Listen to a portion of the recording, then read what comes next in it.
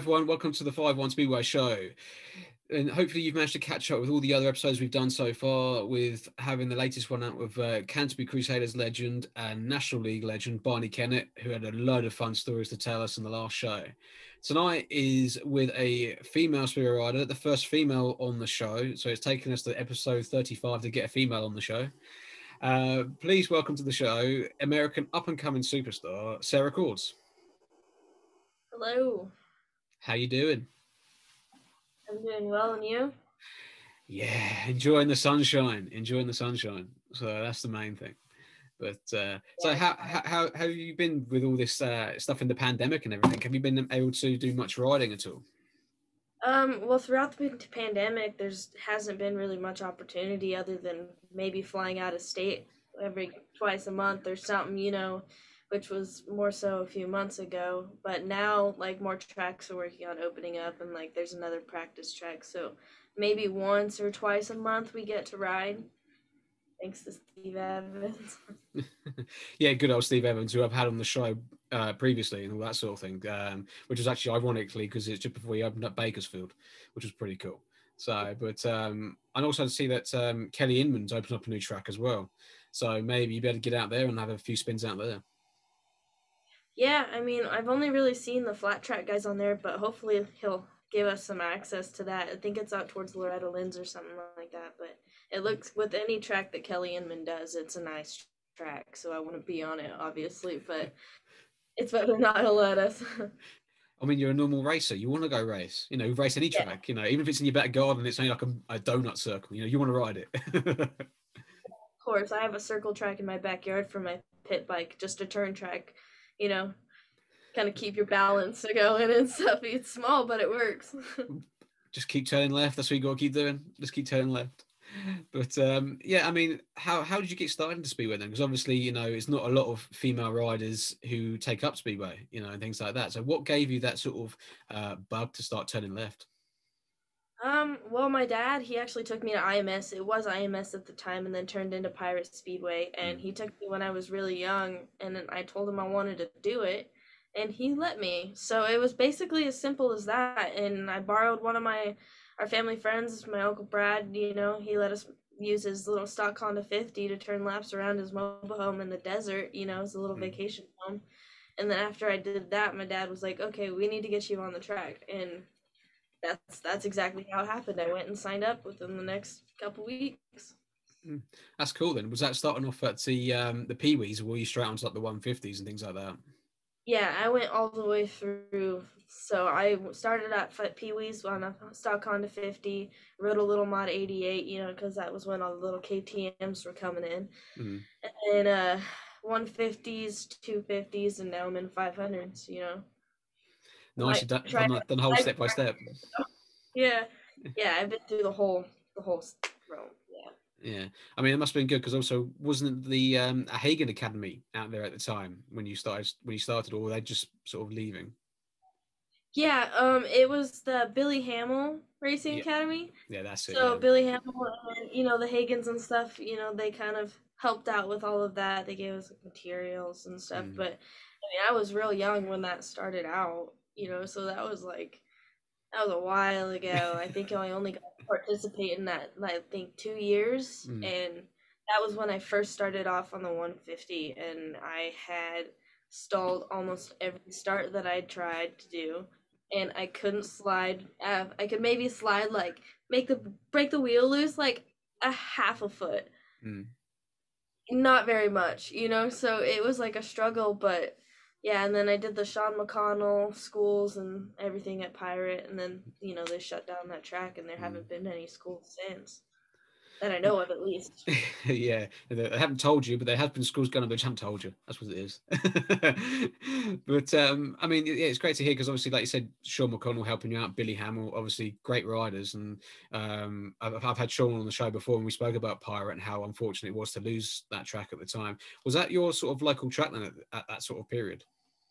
Yeah, actually, that was like the track that I grew up at. I had my first race there, and I mean, my dad went to that track when he was young to watch. He never rode Speedway, but so it was kind of like a family there, you know. We Mm. all kind of started off there, and then we progressed onto the other tracks and all of that. But yeah, it was a real bummer when it got shut down. Mm. Yeah, well, any track. I mean, over in the UK, we all know about tracks closing and things like that. It sucks big time, but especially in America because you're so far, few and far between with having industry custom ace, Fast Fridays at Auburn and places like that. But fortunately, like you said, with Kelly and Steve Evans now opening tracks, it's another two tracks you can go to. Yeah, and that like really helps us, and they knew that we needed that, you know, because out here we don't have that many Mm. opportunities, you know, like all the kids out there, they can go out and hit a track, and then right after that you can go hit another track, and if you want to just go look at it, there's another one, you Mm. know. Out here we gotta drive like an hour, 2 hours, maybe 4 hours, you know, or fly over to a different state just because we want race a simple race, you Mm. know, just get time on the bike, even if it's not our bike, because, you know, we can't necessarily ship our bikes over to a different state. Mm. Yeah, because I forget also there's that track in New York as well, which I've seen recently, like Aaron Fox and I think it was Austin went out there and a few others who went out there to go ride. And of course, like you said, they're not riding their own kicks. You can't exactly crate it up and ship it in a plane to come over there for one meeting. Yeah, no, thankfully, like when I went out there last year for the US Open, they raced in green and then a ape and or champion, and then my sponsor Mike Judon had, you know, set up kind of like a bike setup for me, and then Mm. Pat Litt let me ride his bike, and they towed it out there because they're Colorado guys, so they just drove a van out, and yeah, I mean Jason Bonsinger helped a lot of those guys. Like I was fortunate to have my sponsor to give me a bike out there, you know, but Jason Bonsinger brought out like 4 bikes for, you know, just for anybody to ride, and then you just put your own parts on it, take it off when you're gonna go home, but it worked out, you know. So anything to ride, honestly. Yeah, it literally beg, borrow, and steal in it really to just go get a ride. It is crazy because I don't know if some of the UK fans know sort of like how really the US scene really works now. I mean, I'm fortunate; I've come out and seen it and ridden in it, and I think it's organised fantastically out there. You know, with from like you said, from the Pee-wees right up to the 500s with like the likes of Bleach and Hero and people like that. There, you know, they're all good riders and all great guys. I mean, just look at the likes of Brock, Luke, you know, Dylan now, Max previously, you know, people like that. I'm sure that must give you some sort of like target to start trying like break into the European scene a little bit. Oh, well, I mean, I've always had that target, you know, that's my goal. I mean, sure, they're an extra little motivation because they're not much older than me, you Mm. know. So we're all in the same range a little bit, but you know, the riding expertise is just so much different because they've had so much more time on that bike. Mm. And like it's not that I maybe can't do it. It's just I don't have the seat time. Like I Mm. lose my progress just by sitting at home for a month, you know. Mm. Sure, I go out and I wash my bike 3 times, but that doesn't mean that I'm riding it, you know. So yeah. Yeah, you're there in the garage just polishing parts, you know, just for the sake of polishing parts and stuff like that, just to keep you interested more than anything. But Basically, yeah. I mean, the scene kind of it sucks out here. Like, mm. sure, it's a really organized program. We got really good programs in our races. We like they're fun to ride. You know, just the whole, you know what I mean. The Yeah. technicalities of it all, it works out. But we don't have the prominence of Speedway out here that Mm. we need. You Yeah. know, like people think, oh, what's Speedway? Oh, those bikes that go so that's crazy, and Mm. then they don't come watch. You need people who are genuinely interested in like doing this and taking the time. Mm. And it's a unique sport. So nobody really gives a crap if you never heard about it before, you know? Yeah. I mean, I do feel You sorry have for. to be one of a kind to be in Speedway. Yeah, you do. You have to be a bit crazy, you know, and things like that to be in this sport, you know, and stuff like that. But I know it's hard again for you guys with getting crowds in because obviously, as everybody knows, you have such a rich vein of sport in America, you know, and of course, Speedway is not a prime time sport or anything like that, which is very unfortunate. Like it used to be in the 80s and the 70s, you know, and things like that, which is obviously again way before mine and your time, but you know, it's when it was at its peak and stuff like that. But hopefully, maybe once COVID's sorted itself out, you might be able to attract a few more fans from maybe other areas of sports. Yeah, I mean, hopefully, I mean, Steve has got the hooligans coming in, so we got some big names coming in there, and they're sticking around to watch the speedway races. So, we're slowly growing, but it's very, very slow progression. That's why we're all still aiming to go overseas, because there's nothing really out here, Mm. right? Because there's no leagues. No, no. You know? But the one thing I do like about American Speedway is the fact that you have so many different programs. It's not just necessarily four guys sitting on the start line, going into the corner, individuals every week. It's scratch. You've got handicap. You've got. I always makes me laugh was the was it the 25 lapper at Fast Fridays, things like that when they start Yeah. halfway around the track, things like that. I think, you don't get that over in Europe, which is something I think we miss over here, which is what you've got over there, which is again very envious, and that stuff like that. But do you enjoy doing that sort of thing yourself?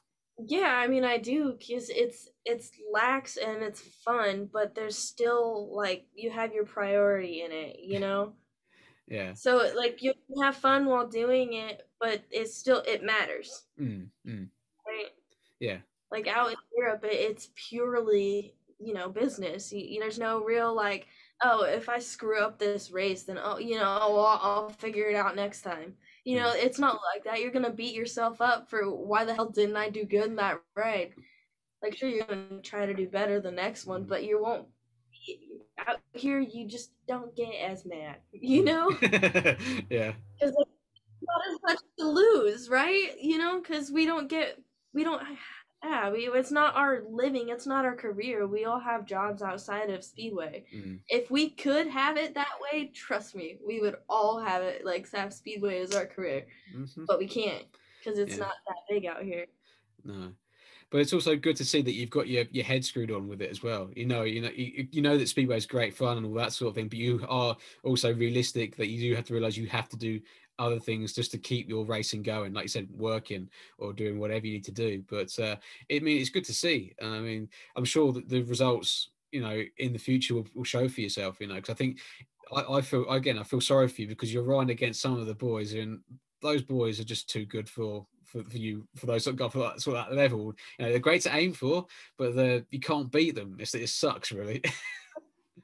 Well, the thing is like I don't really think of it that way, Mm, because when I've ridden with them in practice rides and stuff, like we train together and like I'm running the same speed. mm, It's just I haven't figured out my technicalities yet. Like I dropped down from maybe being at a 62 in the rear, and that was a big drop that we had already made at the last Paris ride, and we mm, were trying out 62, and then we went where I'm down in 50s now. mm, So it's little things like that that help me get even closer behind those guys, because the reason I'm not like, it's not me. It's my bike, mm, because my bike's not pulling me down the straight. I'm sitting on it wondering why I'm not going any faster, and I know it's because of my gearing.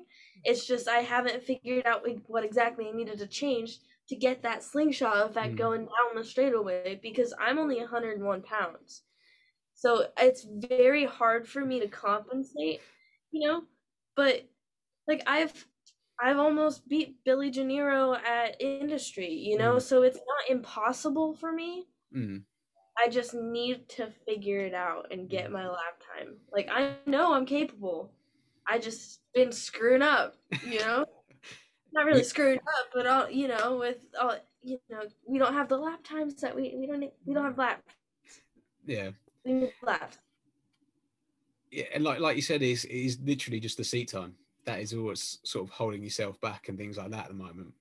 I mean, yeah, it's great. It's great to see that you get in the seat time, and things like that. It's just what you need, really, in the sport nowadays. And I mean, again, ex rider, I know what that means. Don't worry, I know what it means. The more laps you get, the better, and things like that.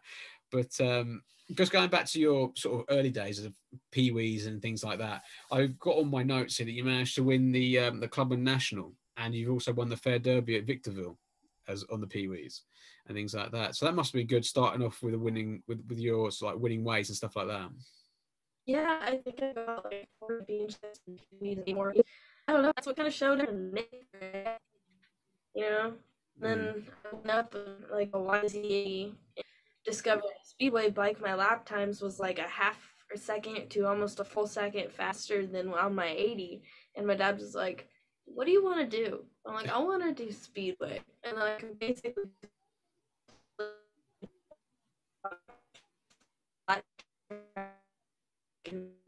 full fledged into Speedway. Mm. That was after the ride, after PB ride or something like that, or 150, and then I would go to Paris right after the Gun Bar and do flat track. So I was riding two different types of. That's how it started off for me. Was just constantly riding those little bikes and just keeps on going, going, going. And Yeah, here I am. that's great to hear, because obviously, again, if you manage to do like more than one discipline, and things like that, that again gives you that sort of seat time and keeps you going and all that sort of thing. Yeah, it definitely does. I mean, even being on like a motorbike, not actually race motocross, but for a while I was when I was on the little 50s. And and then it stopped. My family's want for me to be out there, so I just kind of stopped doing that. But moto, that's super cool. And so I like all kinds of racing. Mm. Put me on something and I'll try it. Joe Jones is actually gonna maybe let me be a monkey on the sidecar. So I'm trying That's to do that. Actually trying to work that out right now. Now that is cool. That is cool. I mean, that's something I've never done myself, but again, that's another we can tick off the old list though of bikes you've ridden. Yeah, and it's on my bucket list too. Those things are crazy, and I just want to hang off the back of one if I'm gonna be honest. Yeah, well, why not?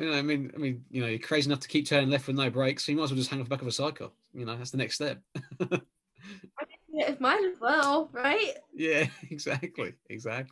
But I mean, yeah, I mean, obviously, like I said, starting off at the juniors and winning things at junior level. I mean, like I said, it was something that obviously made you snowball into the 150s and things like that. I mean, how did you get on from like the transition from like riding the peewees and things like that into the 150s? And was it a bit of a big jump for yourself then? It wasn't necessarily like a big jump engine wise or power wise Mm. because I was already riding like the YZ80 at the time. Not that I could reach the floor, but I was riding it. So I knew what that kind of power kind of felt like. Mm. And so hopping onto the 150s, the only issues that I had was doing my starts. I stalled it every Yeah. time on the line basically. Almost every race, like for the first 6 months of me riding a 150, Mm. and it sucked. Mm. But eventually they're like, rev it up. You can't be scared, rev it up, because it was the whole no brakes thing. I was used to having brakes. And so yeah, it took me a lot of training classes and Mm. sitting there at the track on like school days and stuff like that, and just sitting watching videos and with my dad like, this is what you need to do, keep doing it. Mm. So I mean, yeah, it was like a difficult transition, but not really, Mm. because I was just there to honestly ride the bike. Because I was little, it was fun for me. That's what I wanted to do. Yeah. As long as you're So yeah. enjoying it, even if you are just stalling it on the start line, as long as you're coming back in and going, yeah, I'm still getting the buzz from it. That's the main thing. Yeah, I mean, it was cool once I got going, right? Yeah, yeah. And once I got past that, it was even better. Yes, yeah, exactly. Sort of like puts all the links together then a little bit. But I mean, I know for a fact that the 150s and everything are hard to ride anyway. I mean, when I did the juniors over in the UK, I rode 125 Hondas and 200cc Hondas, things like that. So they're, in my opinion, a bit more reliable. Not taking away from what the kids do nowadays, but I think, in my personal opinion, that the Hondas are much more of a responsible and reliable engine, and things like that. But times are different now from when I was riding all those years ago. I feel old when I keep saying this, but I mean, then obviously after you've done the 150s and you've obviously stepped up to the 250s, and again, I can imagine that's again a big jump, because obviously then it's almost like you're preparing a 500cc bike. Yeah, I mean, I was riding a 150 and I was about to go up to a 250 or whatever. We were at Pirate. I think it was one of the last practice days. And Dryden Gale and Skeeter Gale were there, and Dryden had his 500. This was right before he kind of stopped riding. But he I rode his 500, you know, so I rode the 500 before I rode the 250. So it was kind of backwards, but I really liked the 500 because I was able to slide. And Mm. I kind of got like, you know, and I felt like, oh, I could do this. And then when I got on the 250, you know, like wasn't really a challenge. Like, of course, going out, I mean, I've, it was because I was there to figure it out. You know what I mean? Mm. So when I would ask somebody like, "Yo, what do I need to do? Like, what am I doing wrong? Tell me now because this sucks." Mm. Like, you know, because why aren't why isn't my wheel breaking loose? Mm. Or, you know, like why is my engine revving so high? You know, and you know, my dad he's only been in Speedway with me. It's not like he knew a whole bunch about Speedway bikes in the past. Yeah. You know, so it was a challenge in that aspect, Mm. but once I got it figured out, it was on to the next, you know? Mm. That's Yeah. always kind of how it's been for me. I Mm. can't really, you know, dwell on the past and, you know, I gotta, if I want to make it in racing, I gotta keep it going, right? You can't have Yeah. too many feelings about what goes on, or Mm. else you're just gonna be upset and sad. Mm. You don't want to be Exactly. sad. Exactly. Just keep looking forward. I mean, as I found out in my racing, you know, and again, it's going to be a lot of me going backwards and forwards with my racing, you know, old school me, is the fact that, you know, you've always got to look positive and always look forward, you know, and things like that. I mean, you can have, like you say, one bad race or one bad meeting and it can drag you down and takes you a long time to get out of that sort of like little rut. But obviously, watching from both live and also on the streams and things like that, I've noticed with yourself, you could see the gradual improvement just before you went up to the 500, you know, stuff like that. You were, I wouldn't say you were up there quite with Sebastian and Colton, but I think you weren't that far behind, if you knew what I mean, going up in that class. Yeah, I mean, we all had like our good rides and stuff. It's just, you know, my weight is another aspect. It's That's why I was blowing motors and things like that. Is because Mm. I don't have my ass end on the bike. You know, I can't. You know, I don't know. You know, so I'm trying to work on getting, you know, everything like that figured out because I am so small, you know, compared to everybody else. And I have to jump on my seat in the middle of the straight just to maybe grasp a little bit of traction. And that's if I'm lucky. Like if there's a hole there, cool. If there's not, I'm not gonna, you know. Yeah, I mean, it's the sort of thing I don't know, but I mean, it's the sort of thing we say over here. It's short yeah, people's it's problems. You know, that's what it is. yeah, it is. It's literally short people's problems, and when you're half the size of everybody and literally half the weight, it's Mm. like, what the hell do I do now? You know, Mm. you're like, crap, I gotta figure this out. But I mean, coming, when I was coming towards the end in 250s, I made sure that I was riding that bike completely wrapped out around the Mm. entire track. You know, it was full throttle, about to blow up type shit, you know? Yeah, yeah. So, and that's when I knew that I was ready to go up. I refused to go up to 500s even though I knew I could have. Mm. I refused to go up until I had that 250 completely wrapped around Milestone. Mm. That's almost the Paris-sized track, you know? So I needed to get there and push myself past that barrier and go batshit, basically, scare the shit out of myself, and like, you know, hop onto it and do it all over again, Mm. basically. But no, 500s are so much easier than 250s any day. Yeah. You I have mean, you have throttle to work with. In 250s, it's all freaking nothing, you know? mm. I mean, unfortunately, I never rode 250, so I don't know what you're talking about. But I always shot the 500s, and I know what you mean. It's like it is so much easier to ride, and so much more smoother, especially if you can get the power band right, you know, and stuff like that. It's good fun. And they're definitely super fun. I I could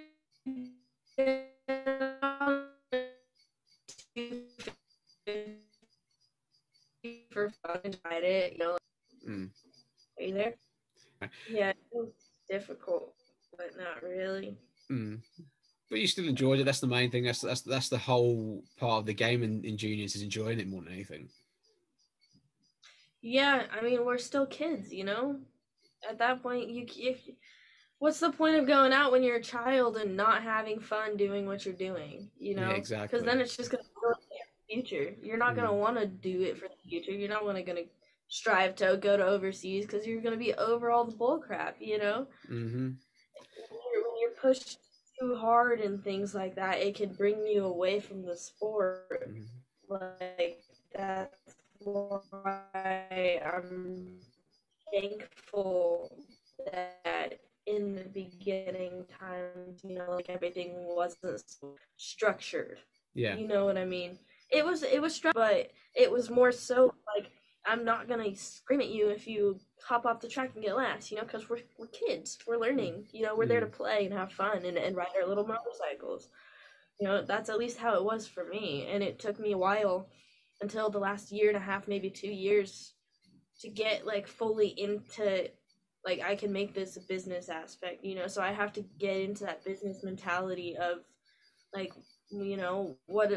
what are the difference between the professionalism levels and the having fun levels, because you mm, got to sacrifice having some of that fun and some of the things you say, because you never know who's going to be watching you, and first impressions and the business aspect is everything, so mm. you kind of got to structure yourself but kind of have fun at the same time. Yeah. Yeah.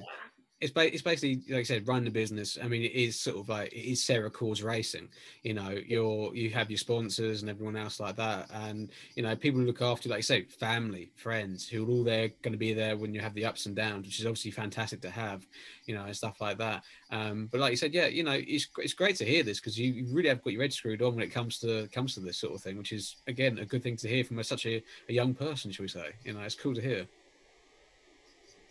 I appreciate that. I mean, yeah, I mean, all the people who maybe my sponsors and my family and stuff, they're backing my brand. Mm, Their name is on my bike. mm, My bike is getting photographed, and through me, they're getting their promotion. You know what mm, I mean? So like I'm helping them and they're helping me mm, basically. So I'm super thankful for everybody that's, plastered on my suit and my bike and everything, because they're the only reason that I'm able to be doing this, other than my mentality, my drive to do it myself. mm, They can give me the stuff, but as long if you don't have the want to get on the bike, you can have all that nice crap in your garage, but if you're not at the track, it doesn't even matter. mm. So it takes two to tango, really, within the sport, and I'm thankful for them keeping them pushing me. Just keep doing your tango, you'll be fine. Yeah, yeah. But I've got a bit of footage of you riding, and it's from 2016. It's when I think you're in the Silver Cup. I think it was at Industry. So I can't remember who you're against. So I do apologise if anyone's watching who's in this race, but I can't remember the names of it. But there's yourself there, on in your pink Hagen Shocks race suit, and things like that. But I mean, is Industry one of your sort of like favourite tracks to go to? Did you enjoy riding there? I mean, I think everybody did. Honestly, it's a really nice track, and honestly, it was so smooth every time we rode. Even if it wasn't the best, it was always a good track. Mm, You know, and it's a technical track, but it's fun and fast at the same time. mm. Ooh. I mean, Oh, I got a whole shot. yeah, yeah.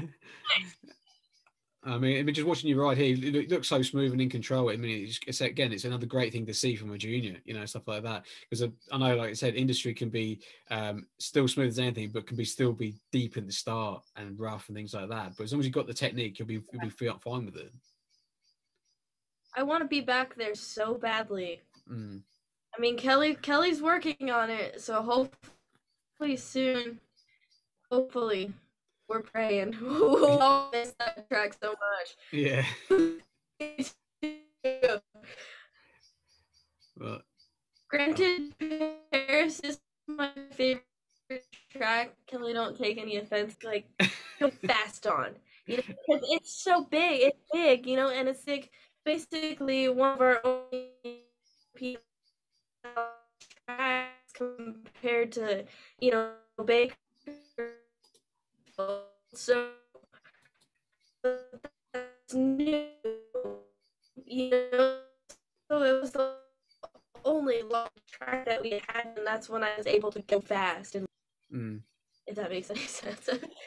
Yeah, it does make sense because obviously, like I said, bigger tracks and things like that, it adapts to your style. But just watching that clip back there, I mean, it must be great to just watch back and just think, oh, I mean, I had a blast doing that track and everything else. And like I said, fingers crossed with it after these whatever COVID restrictions you guys have got out there, that can be lifted and you can go back turning left in industry. Yeah, I mean, I'm super excited. Hopefully, within these next few months, Mm, everything's kind of starting to, you know, like level out here with all mm, the COVID stuff. So, you know, like masks and all that. Like some places they won't bother you if you don't go in with one. And mm. Arizona, they lifted their mask thing. You know, they don't have to legally have one at all. You know, of course they still want it. It's more business preference, but like, yeah, I mean, it's helping our racing come back. Once everything like that is starting to go away. You know, Yeah. it's like go away so we can ride, please.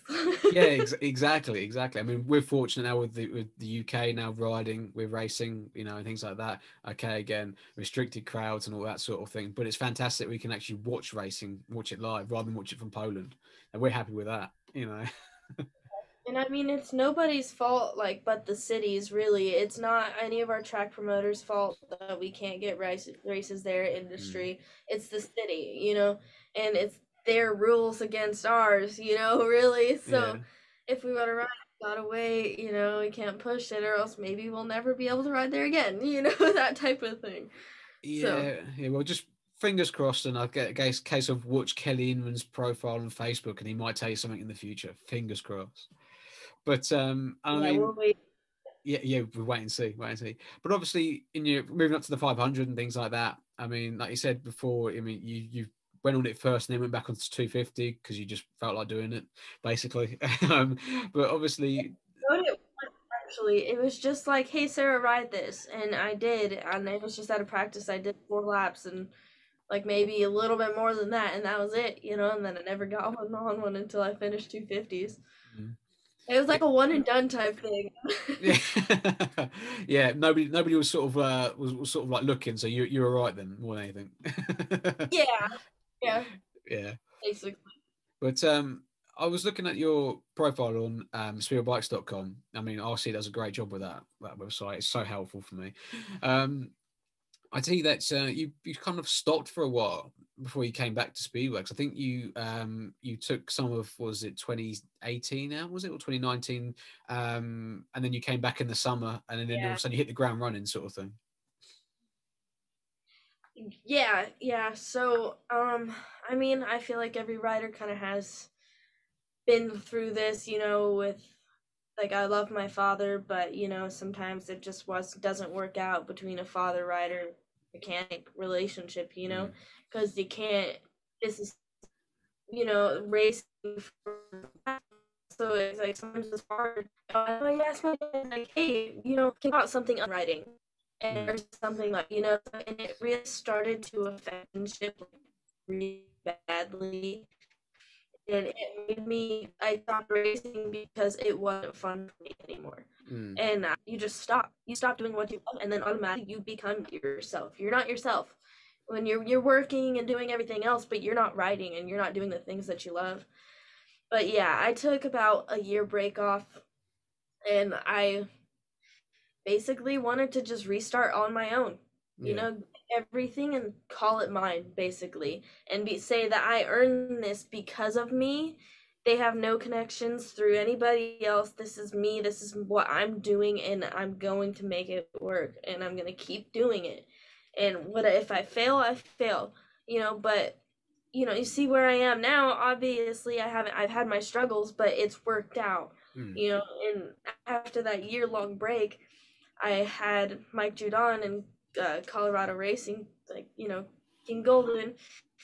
he sent down a motor and said, "Hey, drop this into your frame." And he's like, "Take some pictures." So I was like, "Are you sure you don't want any money?" Because I was working for over a year to save up the money to buy a motor. I was gonna Yeah. do it. It just took time. And he sent it down. He's like, "No, just send pictures and ride. We miss you being on the track." Mm. I was like, "Wow," like it's awesome, Mm. And then I got in connects with Doug Geist. His son used to race, and he helped me get my bike set up, which I'm eternally thankful for that because he got me started. Mm. Like, sure, Mike gave me the motor, but Doug invited me into his home and into his garage to be able to work on this bike that I knew about 250s. I didn't know shit about 500s, Mm. Like, I get the concept, but completely different. And Mm. so he took me in basically, and he prepped my bike one time, and I went out to the track. I loaded my bike up on the back of my RAV4, the Toyota RAV4, a little SUV, not off-road vehicle. I installed a hitch on it, put the bike rack on, took my bike out to Milestone, and then I practiced for like 6 months every weekend. Mm. And I made sure that I got good and I didn't embarrass myself when I got out on the track. That's why I got called a sandbagger on my first ride out on 500s. And it goes because I practiced and I practiced and I practiced, Mm. but in secret, nobody knew I was riding. Mm. Like only the people who were at the track, but I told them to keep their mouths shut basically, because nobody knew when is Sara coming back, when is Sara coming back, and I was like, here I am, and I'm not in pink, I'm in my red, I'm in my own colors, and it worked out, and here I am. Yeah, exactly. Because I remember seeing the photos come up on Facebook and stuff like that, saying, "Oh, Sarah's back riding, and she's kicked everyone's butt tonight." And it's like, hang on, she's not been riding for, like you say, like a year. You think she suddenly disappeared. She comes back. She's like a world champion. You think, where's this come from? That sort of thing. Yeah. But it's great to see.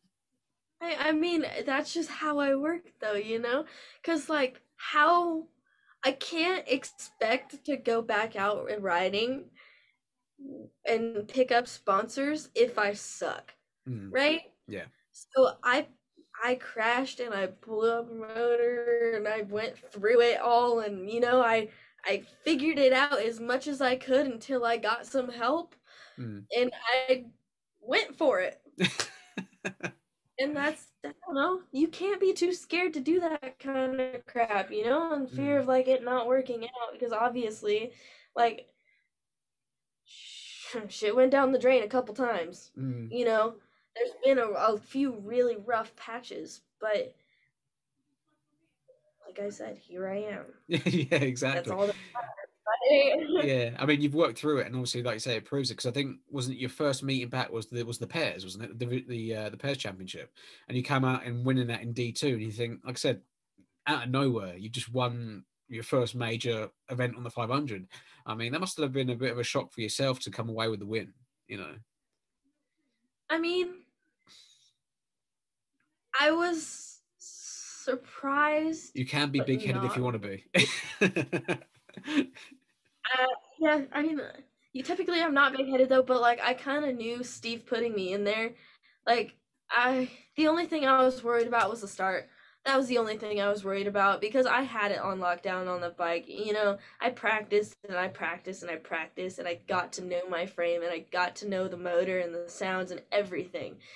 So like I may not be as fast then as I am now, but I was still a lot quicker than D2, and I kind of knew that, but I wasn't ready to be thrown into D1 with Brock on my first ride in 500s, right? But that ended up happening in my third ride anyways.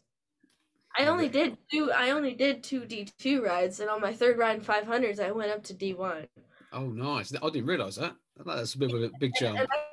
Yeah, and I completely skipped D3. So, but I think also the fact is that you were doing well in 250s, so you knew how to ride a bike. Kind of, then Steve must have thought, well, okay, to put her into D2, get her feet wet back into racing, and then away you go.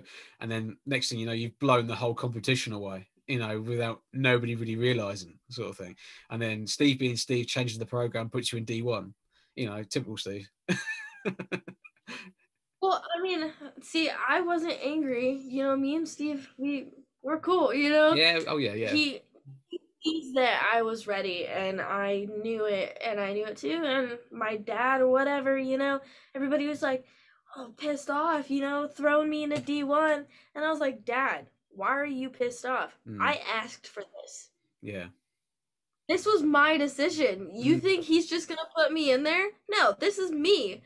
I'm the one that wants to go out and do that, because how the hell am I gonna get any better if I'm just sitting here like a duck?" Exactly. It's not gonna work out. I gotta keep going, and I gotta push myself in those uncomfortable situations. Exactly. That's what racing is.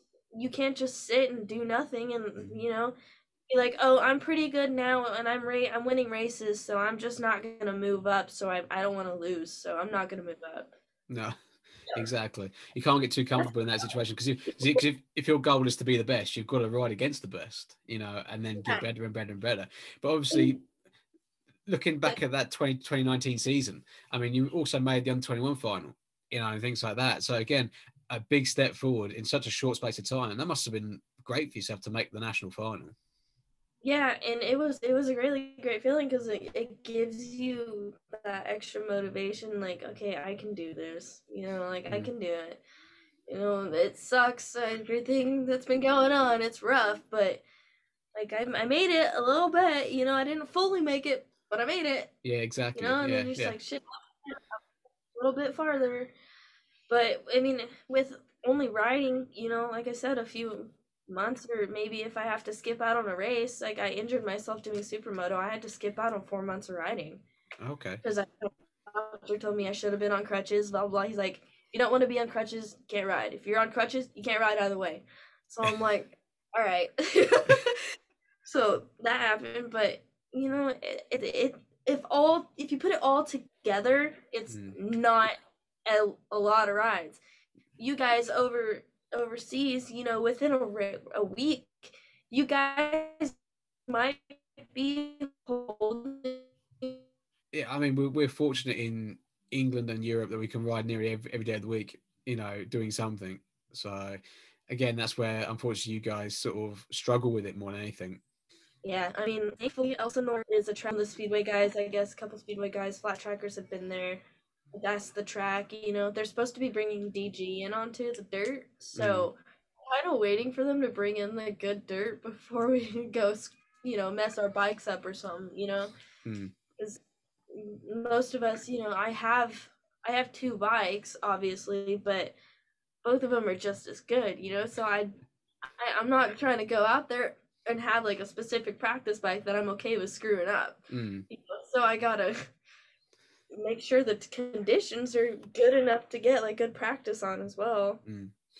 Yeah, because you want to ride a decent track where you can test everything and try different things. The worst thing is to go to a track which is really, really deep, and then the first meeting you have of that track is really, really slick. You think, hang on, I've wasted a whole practice session, trying something out, and I speak again from experience that I've been to practice tracks before and it's been like that, and I've been there later in the year and it's been as slick as anything. So I know how you feel, but it's good to say again, it's good to know that you're going to get the opportunity to hopefully get some laps in at some point.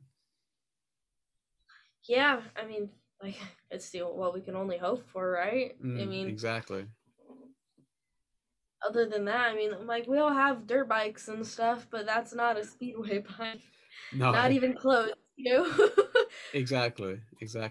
But I mean, I've got a bit of footage here from obviously last season, just before the pandemic really took hold of everything, and screwed everything over. And it's you riding at Industry again. This is courtesy of your dad video in it, so you've probably seen it before. It's the handicap race, and I think you're coming off scratch in this one. And you've got Billy Gennaro and Max Rummel, and now they're at the back of the grid and things like that. But you managed to hold them off for most of the race. Yeah.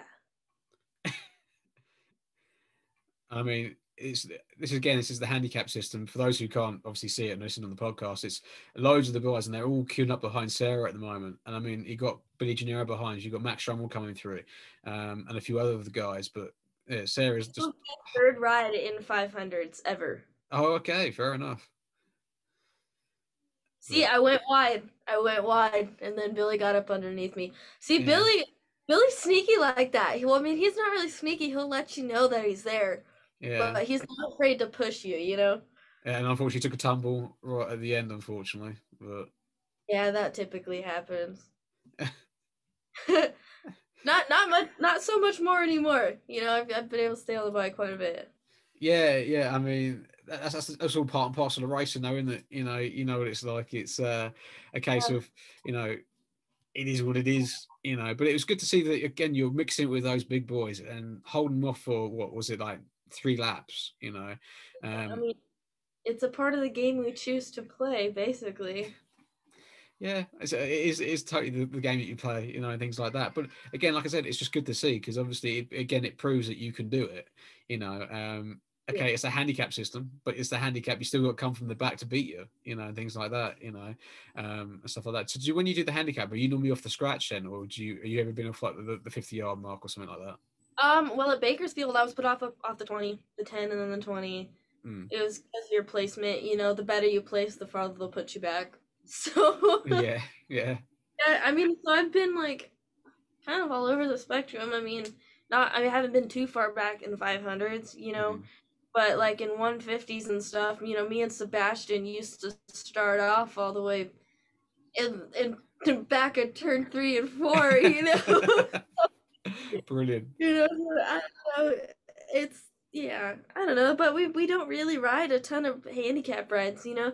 Mm. Like what thankfully you won't necessarily get completely ixnayed out of a race. Mm. If you hit the tapes or something, they'll put you back to the 10 or the 20. But that's a handicap. But if it's a handicap program, Mm. yeah, I don't know. Something about those races are so much more fun because you have to work so hard. Mm-hmm. I don't know. I like the mix of having different kinds of races. Like you said, we are very fortunate to have that. Mm-hmm. Have a Yeah. team race and then match, you know, and then we have, you know, a derby ride the next one, you know, and it's Yeah. not all entirely serious towards points, you know. We Yeah. got a few rides that we can like kind of let loose in a little bit, you know. Mm. Yeah, exactly. But also the fact is that again, it's just, like I keep saying in this whole thing is it's the track time, and I mean I think that's the thing also missing in the UK is a bit of handicap racing. Or too much that period.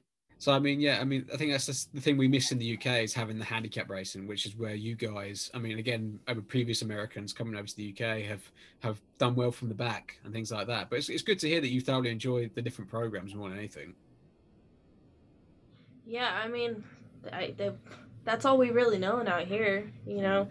I mean, of course, you know, when we get the lucky opportunity to go overseas and race that kind of racing, it's a lot more serious. Mm, You know, tell like me about over it. here, it's serious. It's serious because we're working to get over there, but you know, it's not like we don't wear caps on our helmets. You know, we basically we're not tracked, right? You know, Yeah, so yeah, like you pass the finish line, they're saying Cords is going over, not yellow. You know, yeah, exactly. Yeah, yeah. our white flags look different. It's everything. It's just I don't know. It's two completely different worlds, but Mm. we're all the same kinds of people. Yeah, yeah. You're still doing the same thing. You're just under different circumstances, shall we say? But I did Yeah. notice that you've managed to sign a deal, or you're part of a Polish club in their amateur. Is it amateur league you're part of, or is it something a bit more serious than that now? So with them, they're an amateur league. We actually raced against them in Shelbyville and stuff. They're like D2 and D3 riders. But honestly, they promoted me a whole lot and wrote articles about me in the Polish newspaper. Hmm. And the mayor of their town, you know, has a picture of me with their Speedway team in his office. Oh, You know, okay. so basically, so with their representation and helping get me out there like that, you know, Mm, and inviting me over to Poland. So when I go over there, I'll be riding with them and doing some practice days when the borders open and all of that. mm, And basically, I just want to, it's a pay it forward type thing, you know? because they've given me so much without actually having to give me anything. Yep. That I want to do the same, because with them, they see their logo on my leg, I'm representing them here in America. That's what I want to do. Because eventually, sure, I want to make it onto a Polish league, even if it is an amateur league. The fact of the matter is to say, I was on a league overseas. Yeah. That's my dream, that's my goal. And they're helping get me closer to that. So it's basically appreciation for them. I'm showing my appreciation by running their suit. And also their suit is super sick, so why wouldn't I want to? No, exactly. Because Why it was not? it was a surprise to see that sort of thing, but it was obviously a good thing as well because you're getting, like you said, more exposure and stuff like that. I'm sure if we weren't in COVID times, you would have been out to Poland and probably practice in the winter or something like that. Oh, if there's no doubt that right now, thankful like for I got the whole stimulus thing. If the borders were open to Poland right now or to Mildura, Australia with methanol moonshine and Wade Ogner, I would be there. I would put down my entire stimulus to go overseas, and and that's a round trip, right? So spending that little bit of money, if I would do it right now. I would do it, but I can't. No, So I have to show appreciation through what I can. Well, fingers that. crossed. I'll be maybe there. yeah, maybe at some point in the future you will be there. Just give them time. That's what it is. I will. Mm. I know. I'm so driven towards that I know for a fact that even if somebody doesn't take me over there, I'm going over there, and I'm going to do it. I will work my ass end off before, I will literally be broke just to be over there. Yeah. Because it's my dream. Like I'm saying, if everybody has their dreams, and mine is to make it overseas and race Speedway, that's what I want to do. And I want to do it on more of a professional level than when I was 14 years old. Yeah. I'm 21 now. A lot's changed in the mental aspects and the whole everything. Everything has changed. And now that I'm a lot more mature, I want to go out and I want to experience that to where I can remember it. Because at this point in my life, if I have another concussion or another serious head injury or something like that, I can either kill me, I will be a vegetable, or I will be fine, just a little more stupid, because I've hit my head. It's the honest truth, because I've hit my head so many times that it's affected, like, my ability to, my equilibrium is off.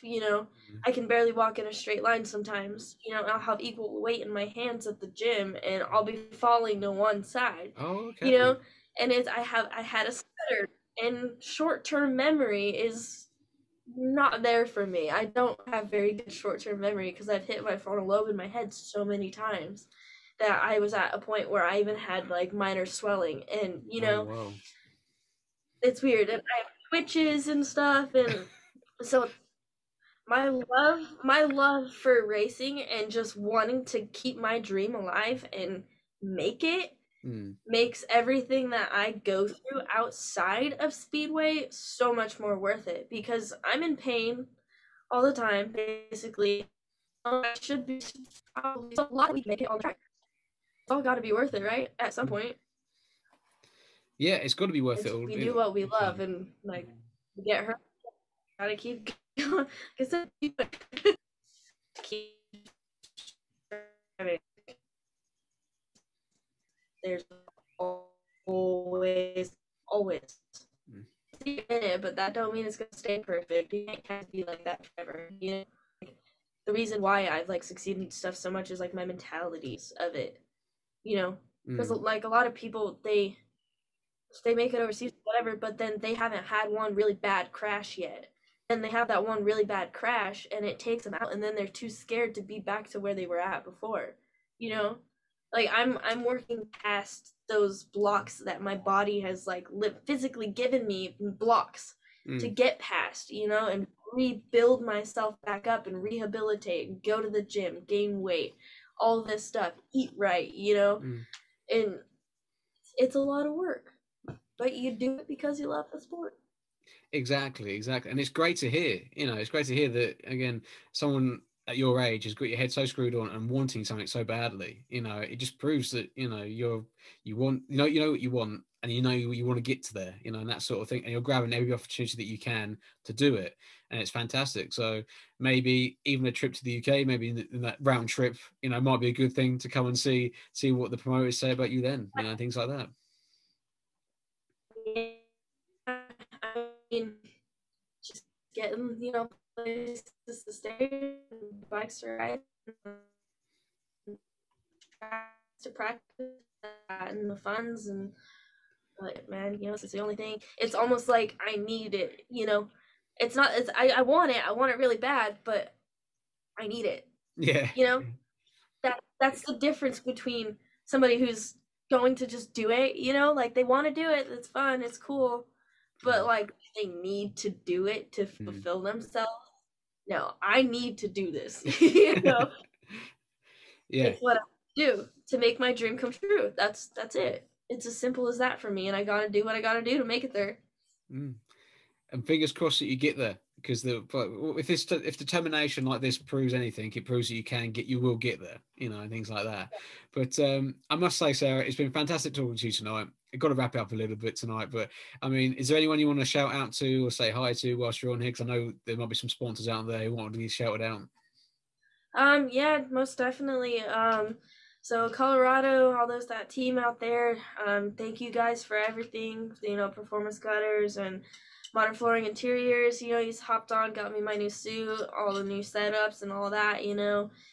Mike Judon especially. He's the one who gave me the motor and all that. Pat Litt for letting me ride his bikes and out of state races. Got Lucas Oil, keeping our bikes all clean and everything like that, keeping our vehicles clean. We got All Star Kia. They're keeping down some money as well for helps us stay on the track and get some tires and stuff, because you know how much we go through those. Yep. And we got a bunch of other people just behind us that are super super helpful to me, like family wise, and Jimmy Genitelli and my dad and my mom. Everybody who's been supportive to me. I just want to thank them all. That's great, and hopefully they can all appreciate that little shout out right there.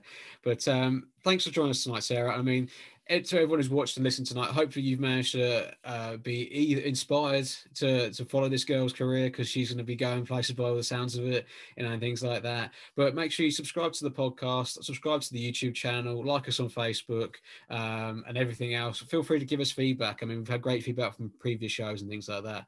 But for tonight, Sarah, thank you very much for joining us. Thank you.